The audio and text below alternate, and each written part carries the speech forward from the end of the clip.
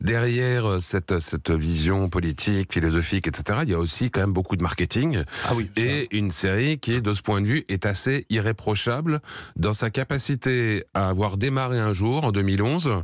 On est aujourd'hui 8 ans plus tard, et on sait que dans un monde numérique, garder l'attention, c'est quelque chose de compliqué. Et ben, non seulement la communauté est toujours là, mais les audiences dans l'intervalle ont été multipliées par 4 aux États-Unis entre la saison 1 et la saison 7. C'est ça que j'allais vous demander. Est-ce que le succès a été immédiat? Est-ce que la première saison, ça a été un immense carton? Ou est-ce qu'en fait, la septième, par exemple, était plus... Eh ben non, effectivement, ça n'a pas été totalement immédiat. C'est d'ailleurs ce qui doit créer encore plus d'angoisse chez les producteurs d'HBO. C'est-à-dire que saison 1, 2,5 millions de spectateurs aux États-Unis, démarrage honorable, mais on n'était pas dans un carton immédiat. On n'était pas dans le phénomène.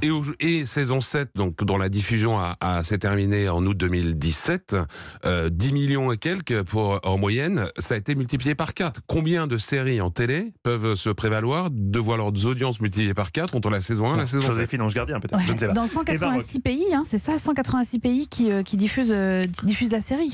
Plus tous ceux dans d'autres pays encore qui la voient sans doute de manière pirate, puisque c'est aussi une des caractéristiques d'être la série la plus piratée, plus de 160 millions en moyenne par épisode, donc versus les 12 millions de téléspectateurs dont on parlait. Enfin, c'est colossal.